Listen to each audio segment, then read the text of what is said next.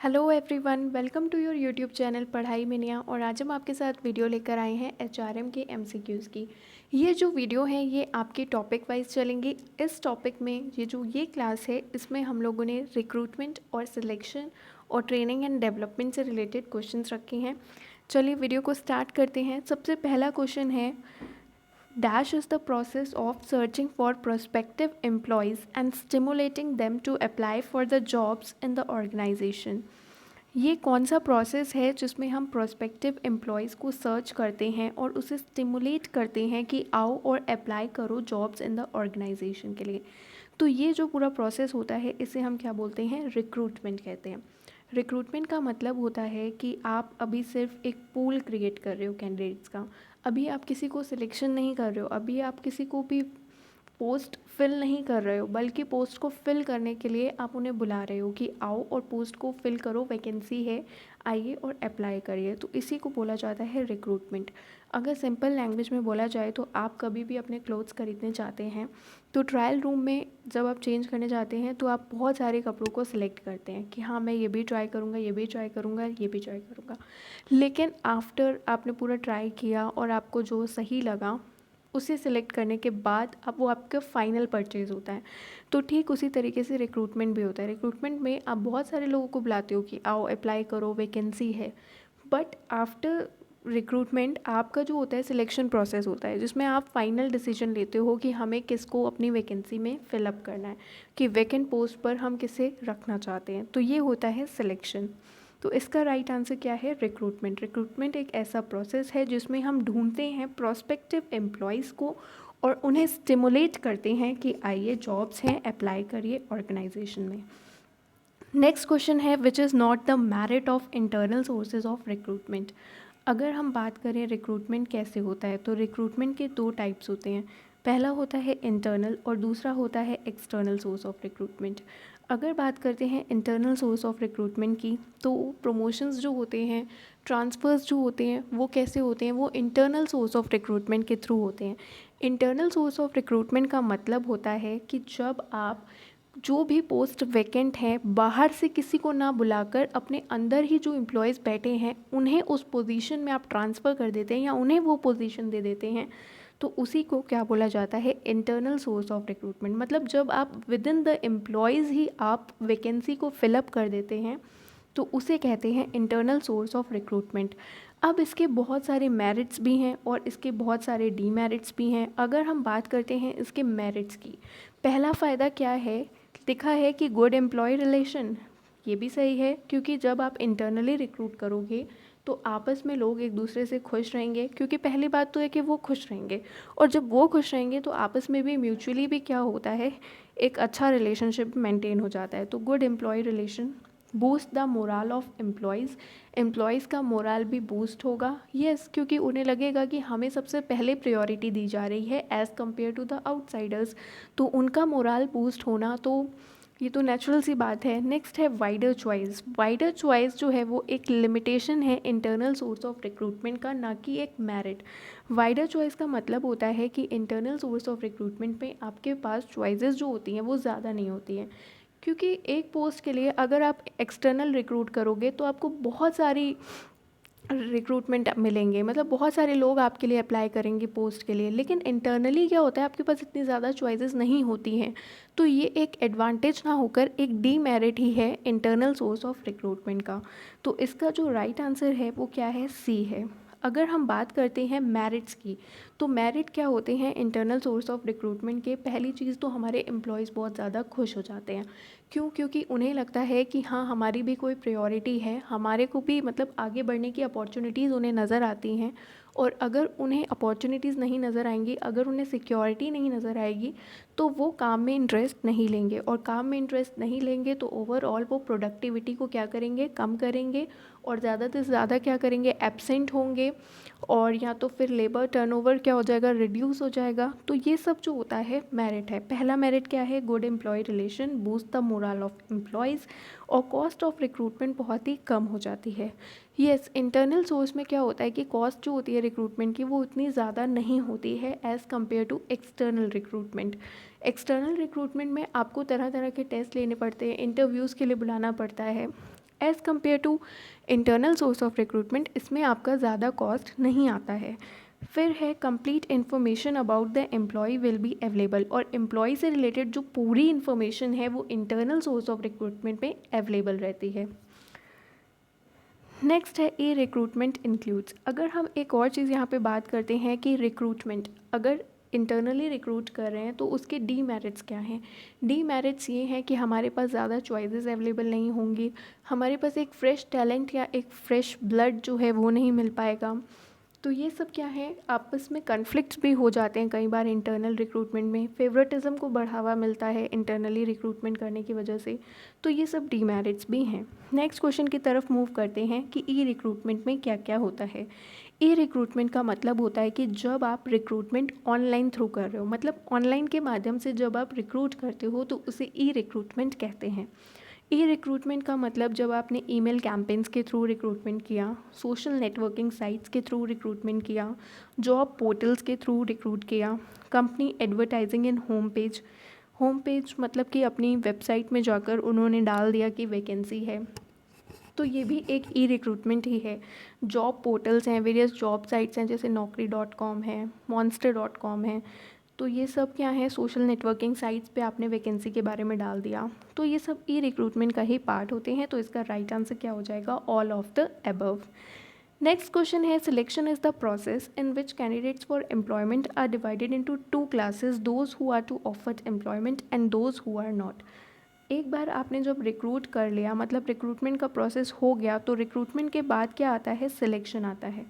Selection में क्या होता है कि हमने जिनको भी एक पूल जो क्रिएट हुआ था, मान लीजिए पूल में इतने लोग आए ABCDEF, अब आपने ये पूरा कैंडिडेट का पूल क्रिएट कर रखा था रिक्रूटमेंट में, लेकिन सिलेक्शन में क्या करोगे, आप उसे सिलेक्ट करोगे जो आपके पोस्ट के लिए फ़िट है और उसे हटा दोगे जो पोस्ट के लिए फ़िट नहीं है। तो सिलेक्शन में आप क्या करते हो, फिट वाले को पिक करते हो और अनफिट वाले को रिजेक्ट करते हो। सपोज़ मान लीजिए आपने इसमें इन तीनों को सिलेक्ट किया, तो ये क्या था, ये पूल था कैंडिडेट्स का, और सिलेक्शन में आपने क्या किया, 3 लोगों को सिलेक्ट कर लिया। तो सिलेक्शन में हम क्या करते हैं, एक सिलेक्ट करते हैं जो सही है और अनफिट मतलब उसे रिजेक्ट कर देते हैं जो पोस्ट के लिए अनफिट है। तो सिलेक्शन की ये जो डेफिनेशन है ये किसने दी है, ये दी है डेल यॉर्डर ने। तो इसका राइट आंसर क्या है, बी। इसमें लिखा है कि हम कैंडिडेट्स को 2 कैटेगरीज में डिवाइड करते हैं। पहली वो कैटेगरी जिन्हें हमें एम्प्लॉयमेंट देना है और दूसरी वो कैटेगरी जिन्हें हमें एम्प्लॉयमेंट नहीं देना है। नेक्स्ट क्वेश्चन है रिक्रूटमेंट। रिक्रूटमेंट क्या है, रिक्रूटमेंट सिलेक्शन से पहले है, बाद में है, बोथ है या नन ऑफ द अबव है। तो रिक्रूटमेंट हमेशा सिलेक्शन से पहले ही होता है, क्योंकि रिक्रूटमेंट में आप कभी भी चॉइस नहीं करते हो कि हमें किसे रखना है किसे नहीं रखना है। इसका सिलेक्शन जो इसका जो आंसर है वो आप सिलेक्शन में ही करते हो कि हमें किसे जॉब ऑफर देनी है किसे नहीं देनी है। रिक्रूटमेंट का सिंपली मतलब होता है कि एक कैंडिडेट्स का पूल क्रिएट कर लेना, बस। नेक्स्ट है which is not an external source of recruitment. External source कौन सा नहीं है रिक्रूटमेंट का, प्रेस एडवर्टाइजमेंट एक्सटर्नल सोर्स है, आपने प्रेस के थ्रू एडवर्टाइजमेंट कर दिया कि वैकेंसी है अप्लाई करिए, तो ये भी एक्सटर्नल सोर्स है रिक्रूटमेंट का।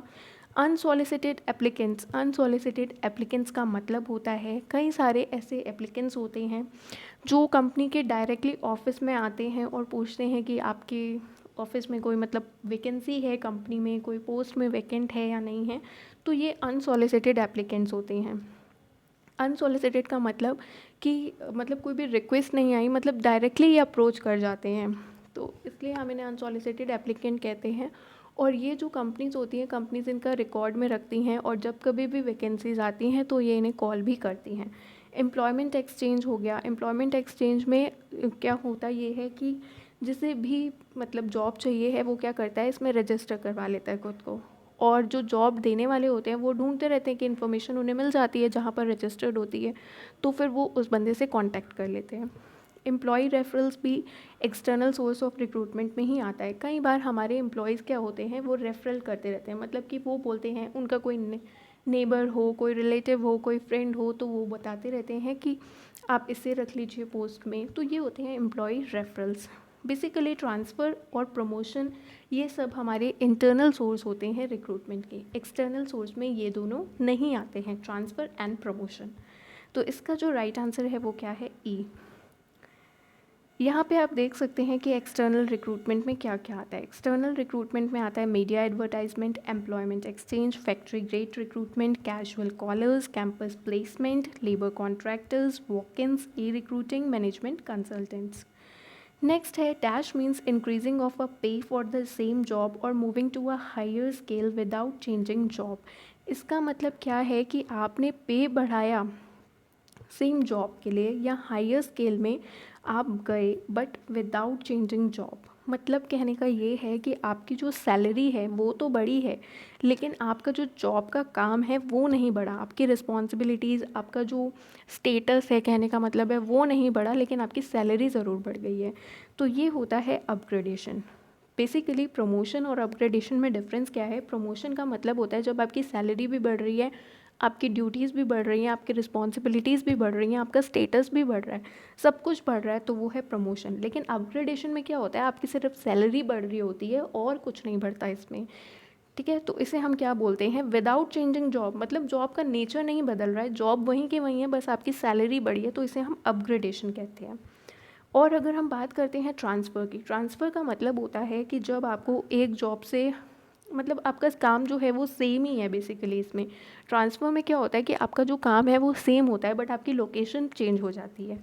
डीमोशन का मतलब होता है जब आपकी पोजीशन लोअर लेवल में चली जाती है, मतलब आप पहले ठीक ठाक पोजीशन में थे और फिर आपको उस नीचे थोड़ी सी नीचे पोजीशन में डाल दिया जाता है, तो उसे डीमोशन कहते हैं। आपकी सैलरी कम हो गई, मान लीजिए आपका स्टेटस कम हो गया, तो इसे क्या बोलते हैं? डीमोशन कहते हैं। प्रमोशन का मतलब, प्रमोशन का जस्ट अपोजिट ही क्या होता है? डीमोशन होता है। प्रमोशन में आप ऊपर जाते हो, आपकी सैलरी भी बढ़ती है, आपका स्टेटस भी बढ़ता है, लेकिन अपग्रेडेशन में क्या होता है? आपकी सिर्फ सैलरी बढ़ रही है, आपका कोई स्टेटस, कोई रिस्पॉन्सिबिलिटी, कोई जॉब वो नहीं बढ़ती है। नेक्स्ट है फाइंड द इनकरेक्ट वन। इसमें आपको जो गलत है वो पता लगाना है। Recruitment is a positive while selection is a negative process. Recruitment एक पॉजिटिव है जबकि सिलेक्शन एक नेगेटिव प्रोसेस है। यस, रिक्रूटमेंट एक पॉजिटिव प्रोसेस इसलिए है क्योंकि हम इसमें सबको अलाउ करते हैं कि भाई वैकेंसी है, जो भी मतलब एलिजिबिलिटी क्राइटेरिया को फुलफ़िल करता है वो आए और अप्लाई करें। इसमें किसी भी तरीके का कोई रिजेक्शन या कुछ भी नेगेटिव सेंस में नहीं होता है। लेकिन सिलेक्शन एक नेगेटिव प्रोसेस है क्योंकि हम इसमें उसे सिलेक्ट करते हैं जो सही है और उसे हटाते हैं जो गलत है, मतलब जो फिट नहीं है बेसिकली। तो सिलेक्शन एक नेगेटिव प्रोसेस है क्योंकि हम इसमें रिजेक्शन ज़्यादा करते हैं, इस वजह से इसे नेगेटिव प्रोसेस बोला गया है। नेक्स्ट है recruitment is a simple process. Yes, recruitment एक सिंपल प्रोसेस होता है और सिलेक्शन एक कॉम्प्लिकेटेड प्रोसेस है। सिलेक्शन अपने आप में ही कॉम्प्लिकेटेड प्रोसेस है क्योंकि इसमें बहुत सारे स्टेप्स होते हैं। इनिशियल स्क्रीनिंग हो गया, इंटरव्यू हो गया, एप्लीकेशन ब्लैंक हो गया, बहुत सारे लंबा लंबा प्रोसेस है सिलेक्शन का बेसिकली। तो ये एक कॉम्प्लिकेटेड प्रोसेस है। Recruitment is economical. रिक्रूटमेंट जो होता है वो इकोनॉमिकल होता है, वाइल सिलेक्शन इज़ एक्सपेंसिव। तो ये भी सही है कि रिक्रूटमेंट जो है वो इकोनॉमिकल होता है, सिलेक्शन महंगा होता है। क्यों एक्सपेंसिव होता है? एक्सपेंसिव मतलब इसलिए क्योंकि आपको इंटरव्यू कराना है मान लीजिए, तो इंटरव्यूअर को आपको पैसे देने पड़ेंगे, तो ये एक लेंदी प्रोसेस है पूरा और एक्सपेंसिव भी है, ये भी सही है। नेक्स्ट है recruitment is more time consuming. No, recruitment is not at all time consuming, while selection is time consuming. Because सबसे पहले आप इनिशियल स्क्रीनिंग करोगे, फिर एप्लीकेशन ब्लैंक आएगा, फिर उसके बाद आप रेफरेंस चेक करोगे, फिर सिलेक्शन टेस्ट लोगे, फिर इंटरव्यू कंडक्ट करवाओगे, मेडिकल एग्जामिनेशन कराओगे, तो सिलेक्शन ज़्यादा टाइम कंज्यूमिंग है। रिक्रूटमेंट का क्या है? आप तो अप्लाई करवा रहे हो, तो simply selection is less time consuming. ये वाला पॉइंट क्या है? गलत है। नेक्स्ट है process of selection involve. Process of selection में क्या क्या आता है? इनिशियल स्क्रीनिंग होती है। बेसिकली इनिशियल स्क्रीनिंग का क्या मतलब होता है? इनिशियल स्क्रीनिंग का मतलब होता है कि आप पहले से ही देख रहे हो, पहले से ही आपने क्या देख लिया कि मतलब क्वालिफ़िकेशन चेक कर ली, सो दैट कि वो बंदा जो है आगे इंटरव्यू में ना जाए। इनिशियल स्क्रीनिंग करने का बेसिक पर्पस यही होता है कि कॉस्ट ना बढ़े, क्योंकि जितने ज़्यादा कैंडिडेट्स हम आगे लेके जाएंगे उतना ही ज़्यादा तो हमें कॉस्ट करवाना पड़ेगा। इसलिए इनिशियल स्क्रीनिंग का मतलब होता है कुछ बेसिक इन्फॉर्मेशन ली जाती है, सो दैट कि जो भी अब नहीं है ठीक, उसे वहीं पे ही हटा दिया जाए, आगे उसे प्रोसेस में ना लेकर जाया जाए। नेक्स्ट है एप्लीकेशन ब्लैंक। एप्लीकेशन ब्लैंक में क्या होता है कि बेसिक इन्फॉर्मेशन जो होती है, एक स्टेटमेंट होती है बेसिकली, इसमें कुछ इन्फॉर्मेशन ली जाती है, जैसे नाम क्या है, फैमिली बैकग्राउंड क्या है, एजुकेशनल एक्सपीरियंस क्या है, वर्क एक्सपीरियंस क्या है, और एजुकेशनल क्वालिफ़िकेशंस क्या है, वर्क एक्सपीरियंस क्या है, सैलरी कितनी एक्सपेक्ट कर रहा है, ये सब चीज़ें जो होती हैं वो एप्लीकेशन ब्लैंक में लिखी होती हैं। सिलेक्शन टेस्ट होते हैं, अलग अलग टेस्ट होते हैं, इंटेलिजेंस टेस्ट होता है, एप्टीट्यूड टेस्ट होता है, अचीवमेंट टेस्ट होता है, पर्सनैलिटी टेस्ट होता है, इंटरव्यू होते हैं। इंटरव्यू भी अलग अलग टाइप्स के, जैसे स्ट्रक्चर्ड, अनस्ट्रक्चर्ड, बहुत सारे टाइप के, मेडिकल एग्जामिनेशन कराया जाता है। तो ये सारा ही जो प्रोसेस है वो क्या है, सिलेक्शन की ही पूरी प्रक्रिया है। तो इसका जो राइट आंसर क्या है वो है F, all of the above. Dash is a traditionally widely accepted device for getting information from a prospective applicant which will enable the management to make a proper selection.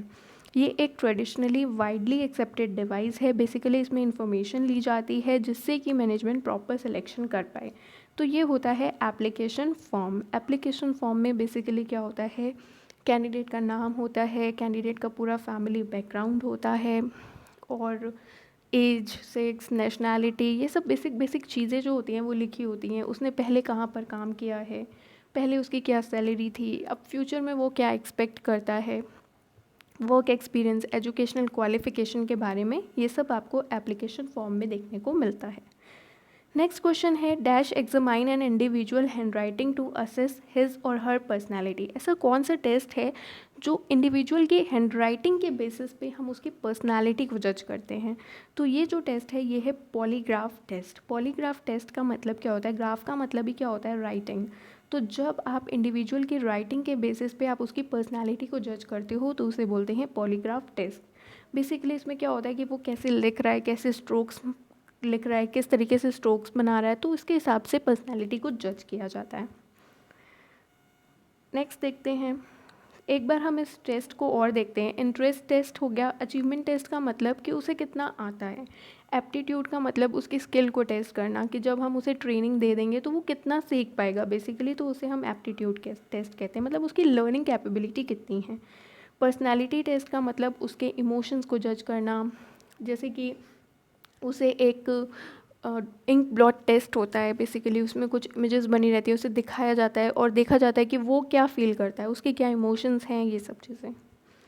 Dash is a process of assigning a specific job to each of the selected candidate. Selected candidates को जब उसको specific job assign की जाती है तो उसे हम placement कहते हैं। सिलेक्शन में हम सिर्फ सिलेक्ट करते हैं, बट प्लेसमेंट में स्क्वायर, बेसिकली ये बोला जाता है कि स्क्वायर पेग्स को स्क्वायर होल्स में और राउंड पेग्स को राउंड होल्स में रखा जाता है प्लेसमेंट में। तो इसका राइट आंसर क्या है, प्लेसमेंट। इसमें जो होता है वो जॉब के हिसाब से, मतलब जॉब में आप कोई भी चेंजेस नहीं कर रहे हो, कैंडिडेट होना चाहिए जॉब के हिसाब से, जॉब में कोई कॉम्प्रोमाइज़ नहीं होना चाहिए। तो जो भी जॉब है, जो भी जॉब डिमांड कर रही है उसके हिसाब से कैंडिडेट होना चाहिए। नेक्स्ट है promotion in which there is no increase in pay. ऐसा प्रमोशन जिसमें कोई भी इंक्रीज़ नहीं हुआ है पे में, तो उसे क्या बोला जाता है, ड्राई प्रमोशन। ड्राई प्रमोशन का मतलब आपको सैलरी में कोई भी इंक्रीमेंट नहीं हुआ, बल्कि आपको रिस्पॉन्सिबिलिटी थोड़ी ज़्यादा दे दी गई है, आपका स्टेटस थोड़ा सा बढ़ गया है, लेकिन आपकी सैलरी वहीं की वहीं है, तो उसे हम क्या बोलते हैं, ड्राई प्रमोशन। नेक्स्ट क्वेश्चन है, when more than one person interview an applicant at the same time. जब एक ही समय पर एक बहुत से ज़्यादा लोगों का इंटरव्यू एक ही टाइम पर लिया जाता है तो उसे क्या बोला जाता है, पैनल इंटरव्यू। और स्ट्रेस इंटरव्यू की अगर हम बात करें तो स्ट्रेस इंटरव्यू एक ऐसा इंटरव्यू होता है जिसमें उससे ऐसी ऐसी क्वेश्चंस पूछे जाते हैं जैसे कि वो स्ट्रेस में आ जाए। उसका बेसिकली पेशेंस लेवल जज करना या वो कैसे रिएक्ट करता है स्ट्रेस वाले सिचुएशन में, ये चेक करने के लिए देखा जाता है कि उसे क्रिटिसाइजिंग क्वेश्चंस करे जाते हैं। तो ये होता है स्ट्रेस इंटरव्यू। नेक्स्ट क्वेश्चन है, the method of training includes. Training के जो मेथड्स होते हैं वो होते हैं on the job training, of the job training, both या नन ऑफ द एबव। तो इसका राइट आंसर है both. On the job training क्या होती है, इसमें जो भी होता है, जो भी पर्सन होता है वो लर्निंग बाय डूइंग करता है, मतलब काम करते करते सीखता है। ऑफ द जॉब ट्रेनिंग में क्या होता है, उसकी नेचुरल वर्किंग कंडीशन से हटाकर उसको सिखाया जाता है।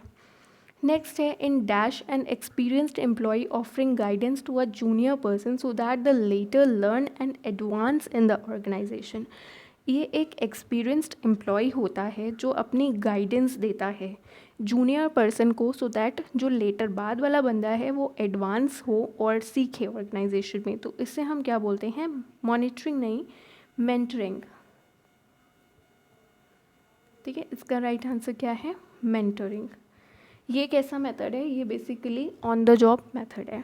इन दिस मेथड, इस मेथड में क्या होता है कि जो भी एक्चुअल वर्क्स, ये बहुत ही इंपॉर्टेंट क्वेश्चन है कि जो भी एक्चुअल वर्क जो आप यूज़ करते हो एक क्लासरूम में या आप अपनी नेचुरल कंडीशंस में जब आप काम करते हो, उस टाइम जो आपके टूल्स हैं, जो भी इक्विपमेंट्स हैं, जो भी चीज़ें हैं, जब वो आप यूज़ कर रहे हो स्टिमुलेटेड इन अ क्लासरूम, मतलब सेम वही चीज़ें जो एक्चुअल में यूज़ होती हैं आप उसे आर्टिफिशियली यूज़ कर रहे हो, that are used in actual job performance, used in training, तो उससे हम क्या बोलते हैं? वेस्टिब्यूल। वेस्टिब्यूल में क्या होता है? बेसिकली जो भी चीज़ें आप ओरिजिनली यूज़ करने जा रहे हो, मतलब एक्चुअली में आप यूज़ करोगे, सेम वही चीज़ें आपको ट्रेनिंग के टाइम पर भी यूज़ करवाई जाती हैं, सो दैट कि आप ज़्यादा से ज़्यादा क्या हो सके? फेमिलियर हो सको अपनी सिचुएशन के साथ, रियल सिचुएशंस के साथ।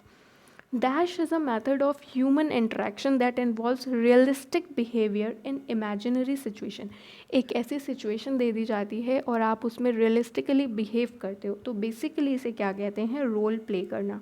जैसे आपने देखा होगा बच्चे जो होते हैं वो कई कई स्टोरीज़ का रोल प्ले करते हैं, कोई राजा बन जाता है, कोई रानी बन जाता है, तो बेसिकली सिचुएशन तो इमेजिनरी है लेकिन उनका जो बिहेवियर होता है ना, वो कैसे होता है? रियलिस्टिक होता है। ठीक इसी तरीके से मैनेजमेंट की कोई भी सिचुएशन होती है, तो जैसे कोई प्रोडक्शन मैनेजर बन गया, कोई अलग मैनेजर बन गया, कोई एरिया मैनेजर बन गया, तो उस हिसाब से रोल प्ले किया जाता है। तो trainee play a role of certain character, तो ये कौन सा है? बी, रोल प्लेइंग इसका राइट आंसर है। नेक्स्ट है ओरिएंटेशन ट्रेनिंग किसे दी जाती है? तो ओरिएंटेशन ट्रेनिंग जो होती है वो न्यू एम्प्लॉयज़ को दी जाती है। ये इसलिए दी जाती है क्योंकि उन्हें फैमिलराइज किया जाए। देखिए एक वर्ड होता है इंडक्शन।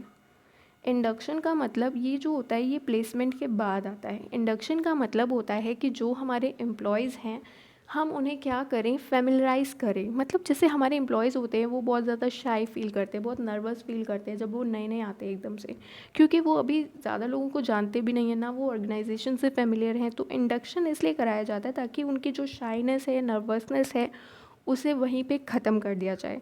तो orientation training basically new employees को दी जाती है ताकि ये अपनी शाइनेस को ओवरकम करें और ऑर्गेनाइजेशन से फेमिलियर हो सके। When situation is duplicated in such a way that it carries a closer resemblance to the actual job setting, जब situation को इस तरीके से क्रिएट किया जा रहा है कि वो बिल्कुल ही कैसी हो जाए? एक्चुअल जॉब की तरीके से हो जाए, तो उसके लिए जो वर्ड होता है वो होता है सिमुलेशन। सिमुलेशन में क्या होता है? जो आप रियल जॉब में करोगे काम, सेम वही सिचुएशन आपको बनाकर दे दी जाती है और आप उसी में सीखते हो, तो ये होता है सिमुलेशन।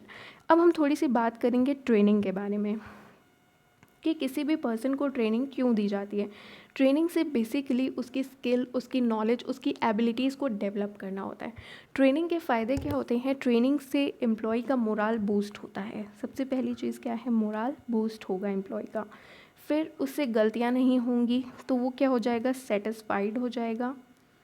ठीक है, सेटिस्फाइड हो जाएगा। नेक्स्ट फ़ायदा क्या है? उसकी जो है प्रोडक्टिविटी वो बढ़ेगी, प्रोडक्टिविटी इंक्रीज़ होगी। उस पर हमें लेस सुपरविज़न करना पड़ेगा, उस पर ज़्यादा देख रेख करके जो मैनेजर्स हैं उन्हें अपना टाइम वेस्ट नहीं करना पड़ेगा। और एक्सीडेंट रेट्स क्या हो जाएंगे? कम हो जाएंगे, क्योंकि जो पहले एक बंदा है वो मशीन को चला नहीं पा रहा है, लेकिन आफ्टर ट्रेनिंग वो उस पर क्या हो गया है? फेमिलियर हो गया है, तो एक्सीडेंट्स क्या हो जाएंगे? रिड्यूस हो जाएंगे। तो ये सब जो हैं ये फ़ायदे हैं ट्रेनिंग के। तो ये वीडियो गाइस यहीं पे ख़त्म होती है। हम नेक्स्ट टॉपिक पे भी तुरंत एमसीक्यूज़ की वीडियोस लेकर आएंगे। अगर आपको वीडियो पसंद आई हो तो प्लीज़ लाइक करिएगा and thank you for watching.